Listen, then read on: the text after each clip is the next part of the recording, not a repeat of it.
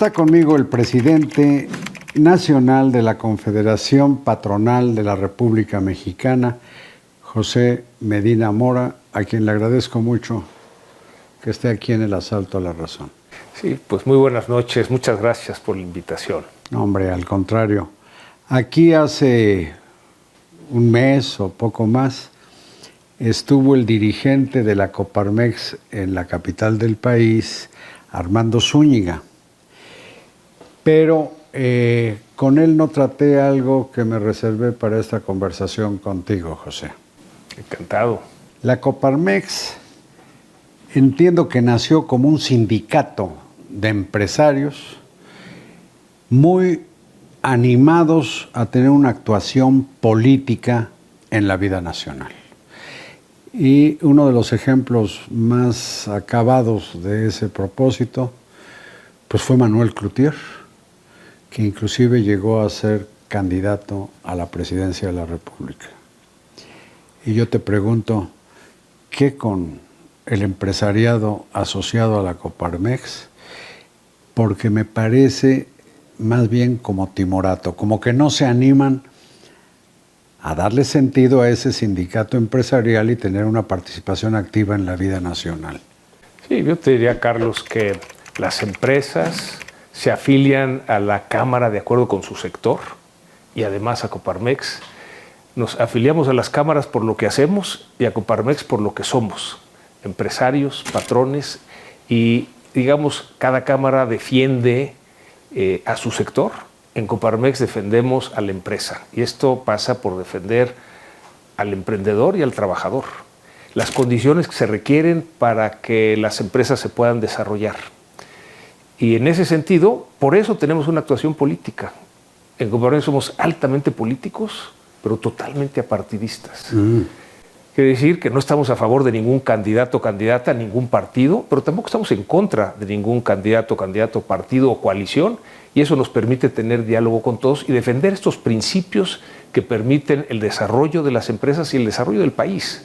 En eso, digamos, hacemos una misión diferente, tenemos una misión diferente a lo que tienen las cámaras empresariales, y por eso nuestra actuación tiene más que ver con estos temas de seguridad, de Estado de Derecho, de democracia, de defensa de las libertades, que ya que mencionabas al Maquío, bueno, fue un presidente nacional de Coparmex, fue presidente del Consejo Coordinador Empresarial y después candidato a la presidencia de la República. Una vez que termina la actividad política empresarial, decide participar directamente en política, lo cual en Coparmex lo vemos bien. Lo único que pedimos es que no puede ser al mismo tiempo. Una vez que uno termina y decide seguir ese camino, renuncia a seguir participando en Coparmex y encaminarse por esa otra vía.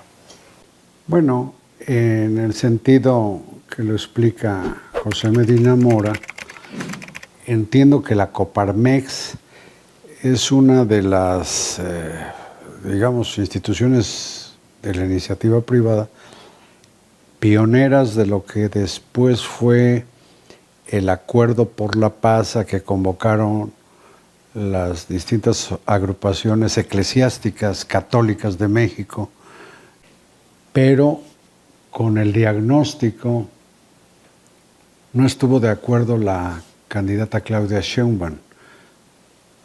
Supongo que eso no debe haber caído bien en la Coparmex. Sí, yo te diría, Carlos, primero acudimos al llamado de la Conferencia Episcopal Mexicana, tuvimos un encuentro de obispos y empresarios en julio del año pasado, y la invitación era, independientemente de exigir a las autoridades que hagan su parte para que tengamos seguridad, justicia y paz en nuestro país, ¿qué podemos hacer desde la ciudadanía? Pero después de ese encuentro, en donde hubo obispos de 30 de los 32 estados, empresarios de todo el país, después hubo foros que convocó la Conferencia Episcopal Mexicana con universidades, con sindicatos de trabajadores y con otras iglesias. Y en septiembre del año pasado hubo, digamos, un aterrizaje de todas las ideas en lo que es la Agenda Nacional por la Paz. Y es lo que nos toca a los ciudadanos hacer para recuperar la paz que tanto anhelamos. ¿Qué nos toca hacer? Bueno, mucho es la labor preventiva, es decir, tenemos que ser conscientes de la realidad que hay en nuestros alrededores para tomar pues, tener protocolos en lo personal, en lo familiar, en lo empresarial, precisamente para evitar estas situaciones de riesgo, pero también tenemos que impulsar la cultura de la denuncia.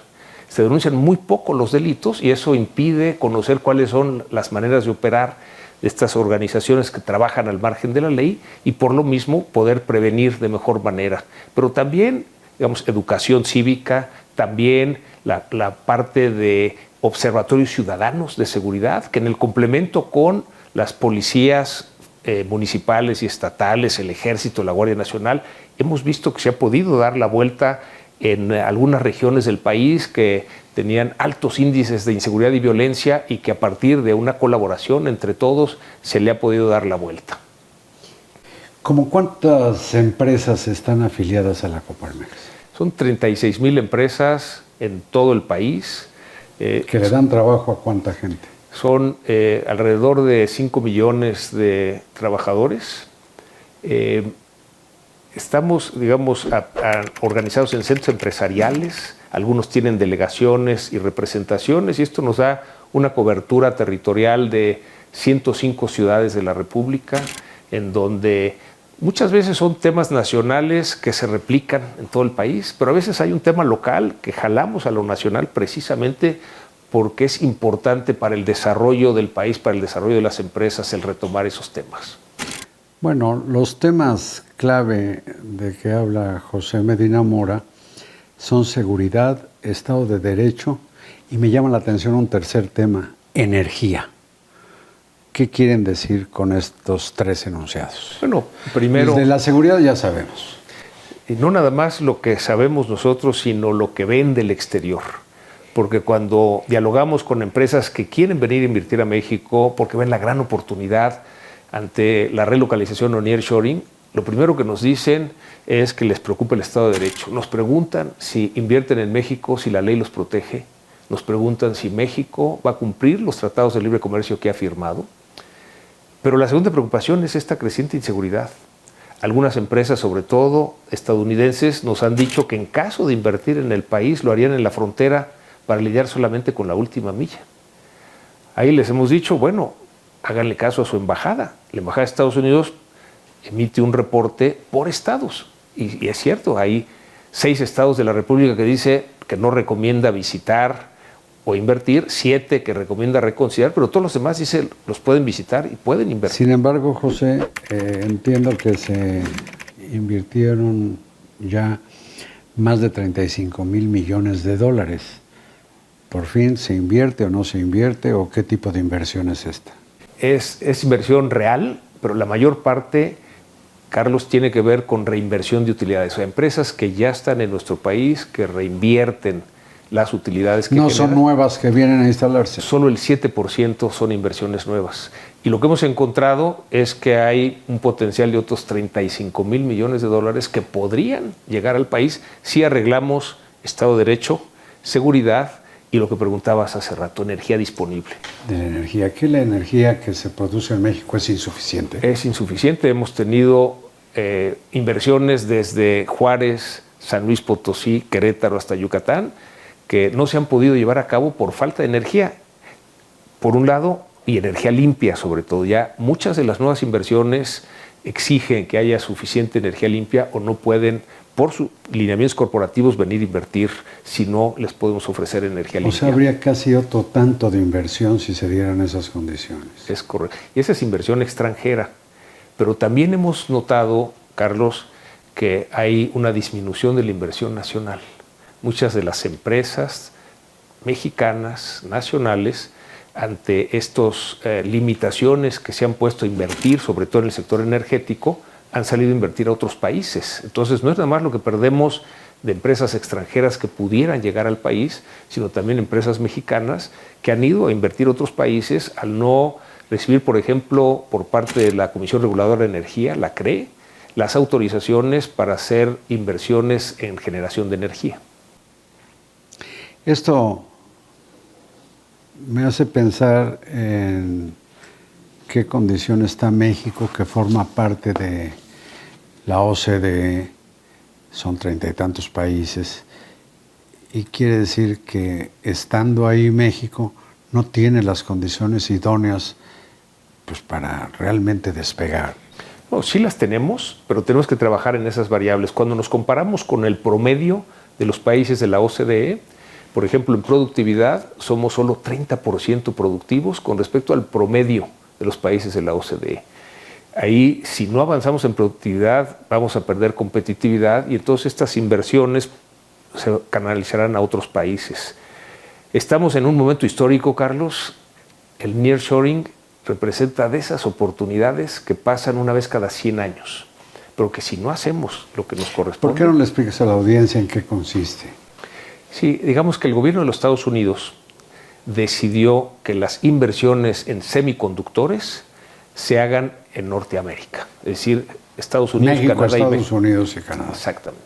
Y en particular nos ha dicho, y lo ha dicho públicamente el presidente Biden, lo que México puede contribuir más es el ensamble final y las pruebas, es decir, en toda esta cadena productiva. Es una gran oportunidad. Una gran oportunidad. Hay empresas que quieren venir a invertir a México, pero se han encontrado con estas limitaciones.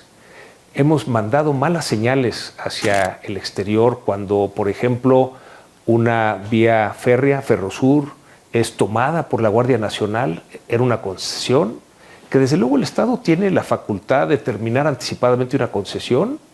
Simplemente lo que dice la ley es que tiene que indemnizar a quien tiene la concesión. Nos parece que una correcta señal sería sentarse a negociar, indemnizar, y entonces... No ocurrió.